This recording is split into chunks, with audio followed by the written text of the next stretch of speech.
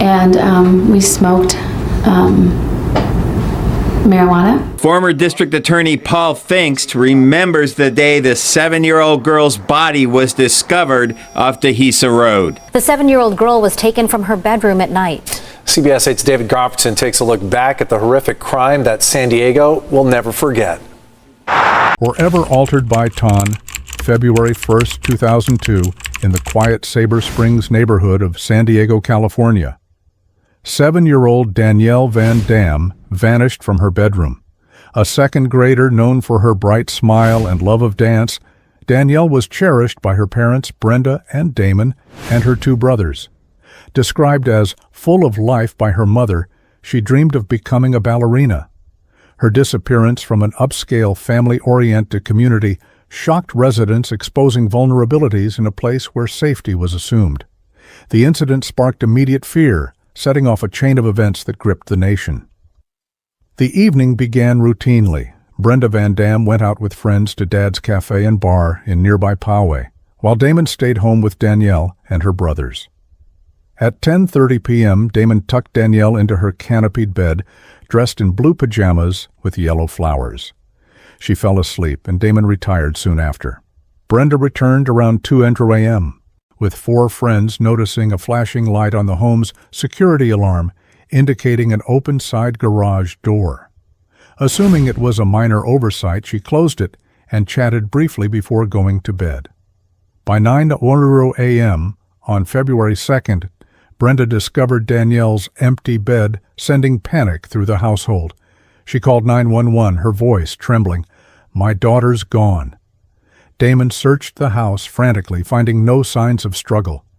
The open garage door, unnoticed the previous night, became a haunting clue. Neighbors, alerted by the commotion, gathered outside, their disbelief palpable in the normally serene Sabre Springs. The community, known for its manicured lawns and close-knit families, faced an unthinkable violation. San Diego police arrived swiftly, canvassing the neighborhood and interviewing residents. The Van Dam's home, a modern 2-story house, sat in a cul-de-sac where children often played freely. The open garage door suggested an intruder had entered undetected, exploiting the family's trust in their safe surroundings. Danielle's absence, coupled with the lack of immediate evidence, fueled fear. Brenda, clutching a photo of Danielle, told reporters, "She's our everything," her words echoing the family's devastation. The incident exposed systemic issues in suburban safety. Sabre Springs, like many affluent areas, lacked widespread surveillance, and home security systems were not always armed. The open garage door highlighted how routine oversights could have dire consequences. Community members accustomed to leaving doors unlocked began questioning their assumptions. Schools sent home safety flyers, and parents kept children indoors, a stark shift from the neighborhood's carefree atmosphere. Danielle's disappearance became a symbol of lost innocence. Media descended on Sabre Springs, amplifying the case to national prominence. Outlets like CNN and NBC covered the story, drawing parallels to other child abductions. The Van Dams appeared on talk shows pleading for tips. "Please bring her home," Damon said, his voice breaking. The community rallied, with neighbors distributing flyers featuring Danielle's smiling face. Yet whispers of judgment surfaced as some questioned Brenda's decision to go out that night, adding strain to the family's grief. A city known for its beaches and laid-back vibe, it was unaccustomed to such brazen crimes. Child abductions by strangers were rare, with only 2 reported in San Diego County in 2000. The case tapped into parental fears nationwide, as the idea of a child being taken from her bed resonated deeply. Sabre Springs residents, once trusting, began locking doors and installing alarms, reflecting a broader shift in suburban vigilance. Danielle's love for dance and her infectious joy became central to her story. Her ballet slippers left by her bed were a poignant reminder of her dreams. Friends described her as kind, always sharing snacks at school. The community's initial reaction was one of unity, with churches holding prayer vigils and locals offering support.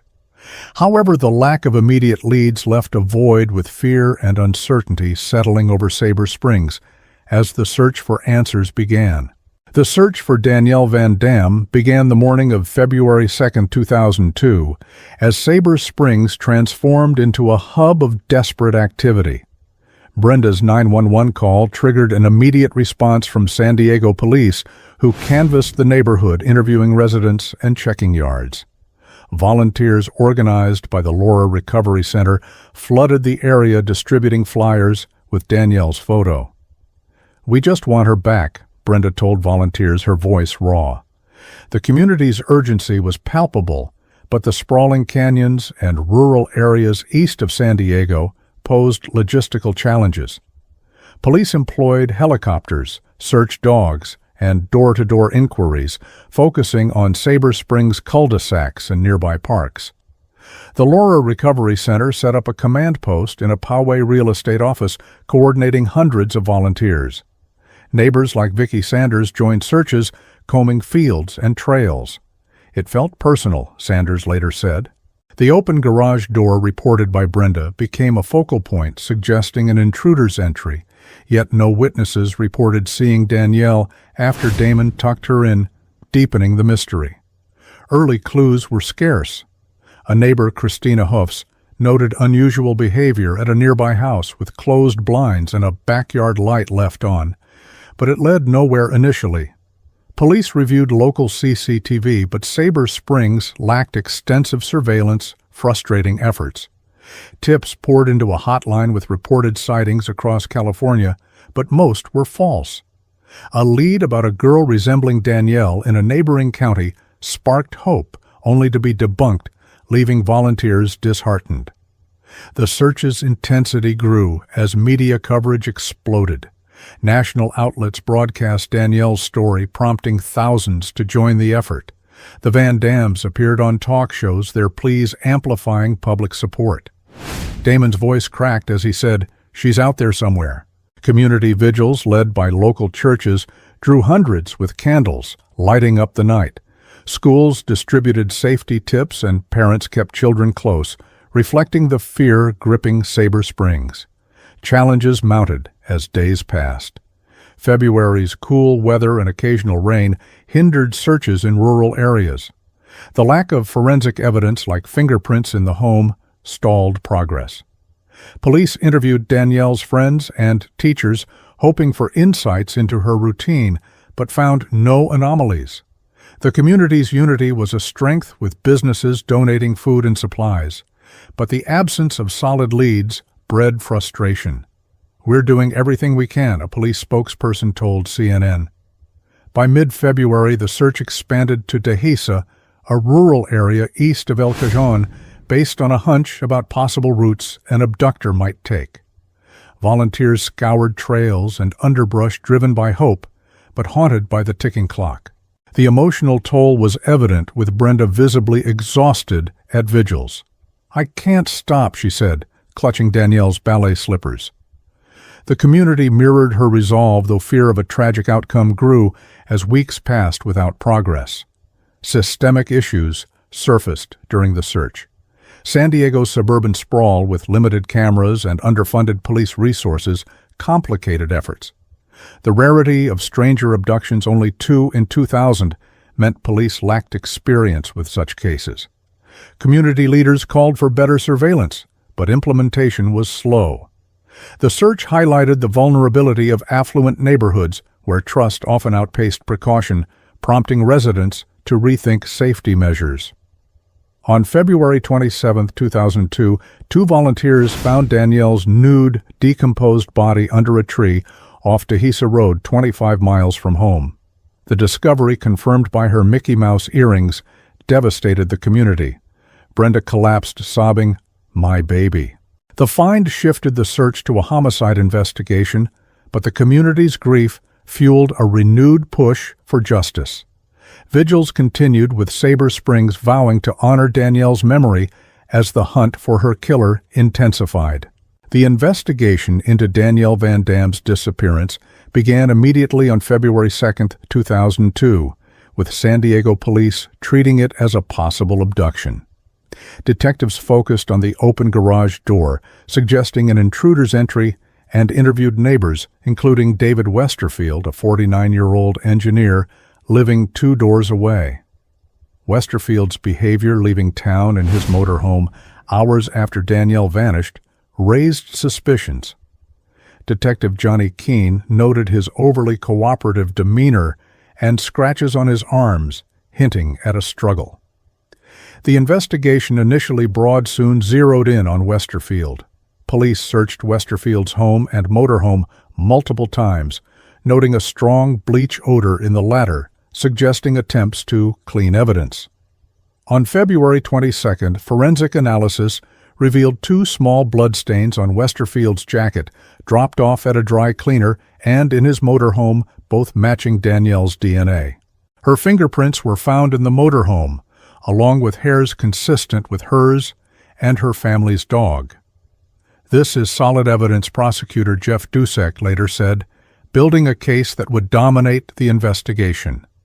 The discovery of Danielle's body on February 27th in Dehesa, 25 miles from Sabre Springs, confirmed a homicide.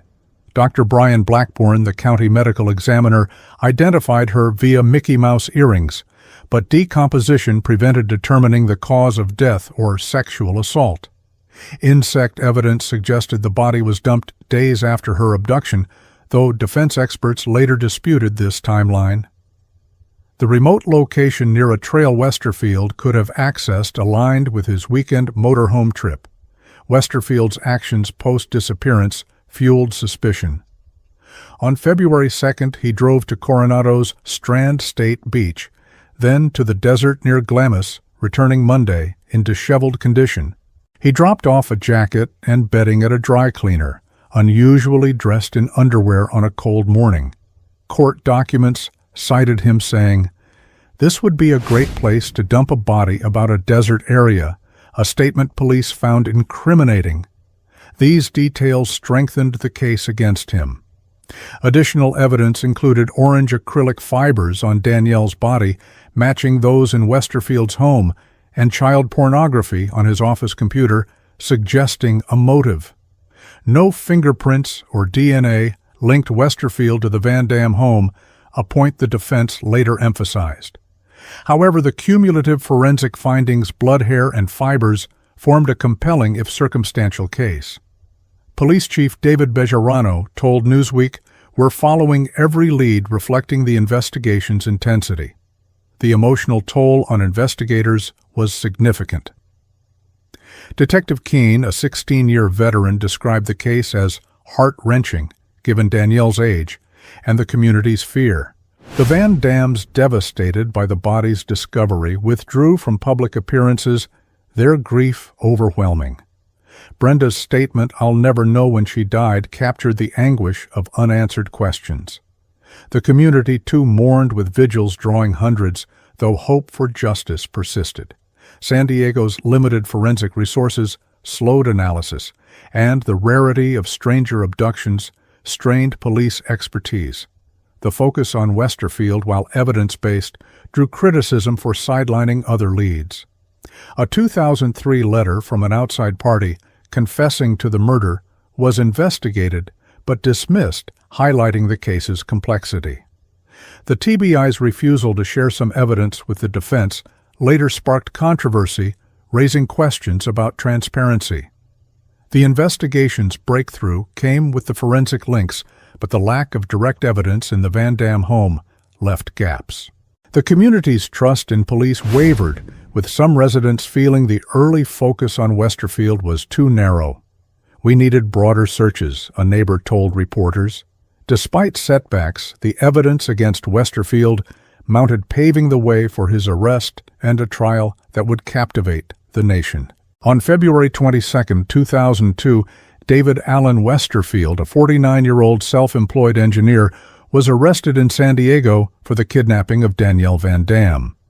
Living 2 doors from the Van Dams in Sabre Springs, Westerfield, a divorced father of 2, had no prior criminal record, but became a suspect due to his behavior and forensic evidence. Police apprehended him at his home after finding Danielle's blood on his jacket and in his motorhome. The arrest following weeks of surveillance brought relief, but also questions to a shaken community. Westerfield's background painted a picture of normalcy. A design engineer with medical device patents, he lived quietly in Sabre Springs. However, his actions on February 2nd, leaving in his motorhome hours after Danielle's disappearance, drew scrutiny. Detective Johnny Keene noted scratches on his arms and his overly cooperative demeanor during searches. His weekend trip to Coronado and Glamis, coupled with dropping off a blood-stained jacket at a dry cleaner, solidified suspicions. He's guilty to the core prosecutor Jeff Dusek later said. Key evidence included 2 bloodstains on Westerfield's jacket dropped off February 4th and one in his motorhome, both matching Danielle's DNA. Her fingerprints and hairs plus dog hairs from the Van Dam family were found in the motorhome. Orange fibers on Danielle's body matched those in Westerfield's home. Child pornography on his computer suggested a motive, though no DNA linked him to the Van Dam home. The bleach odor in his motorhome hinted at evidence tampering. During interrogation, Westerfield pleaded not guilty, insisting I had nothing to do with it. He requested a lawyer, food, and a shower, claiming unfair treatment during a 9-hour session. In a recorded interview, he asked an officer to leave your gun here, suggesting emotional distress or suicidal thoughts. He denied involvement even after failing a polygraph demanding a retest. His defense later argued the interrogation was coercive, citing his unstable state. Contradictions in Westerfield's story heightened tension. He claimed to have seen Brenda at Dad's Cafe on February 1st, alleging they danced, which Brenda denied. His motorhome trip, described as a meandering journey, included a comment about a desert area being a great place to dump a body. This clashed with his claim of innocence, as did the bloodstains, which he couldn't explain. The defense argued the evidence was circumstantial, lacking direct ties to the crime scene. The community's reaction was mixed. Sabre Springs residents like Vicki Sanders felt safer saying, "We can rest now." Vigils continued with green ribbons symbolizing justice for Danielle.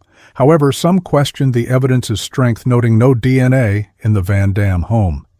"It's all circumstantial," a neighbor told reporters. The arrest ended weeks of fear, but sparked debates about Westerfield's guilt, given his clean record and the case's reliance on forensics. Brenda and Damon Van Dam, under a gag order, expressed relief through a spokeswoman, "We're grateful for progress." The discovery of Danielle's body days after the arrest devastated them, with Brenda collapsing at the news. The community rallied, leaving flowers at the Van Dam home. Schools held assemblies on stranger danger, reflecting heightened awareness. The arrest, while a step toward closure, left lingering doubts about how such a crime occurred in their midst. Systemic issues surfaced in public discourse. The reliance on circumstantial evidence raised concerns about investigative rigor. San Diego's limited forensic capabilities delayed results, and the rarity of stranger abductions challenged police protocols.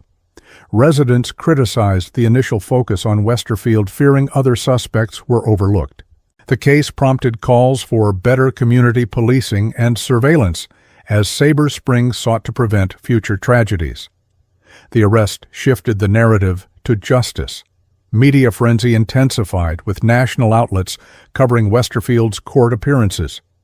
His impassive demeanor contrasted with Brenda's tears, amplifying public sympathy for the Van Dams. The community's unity, though strained by speculation, held firm, with vigils honoring Danielle. As the case moved to trial, Sabre Springs grappled with its new reality, the loss of a bright young girl. If stories like these move, you don't forget to subscribe to Crimes That Linger, where we explore the cases that still haunt the world. From grisly disappearances to long-awaited justice, we bring you true crimes that leave a lasting mark. Hit the bell so you never miss a story.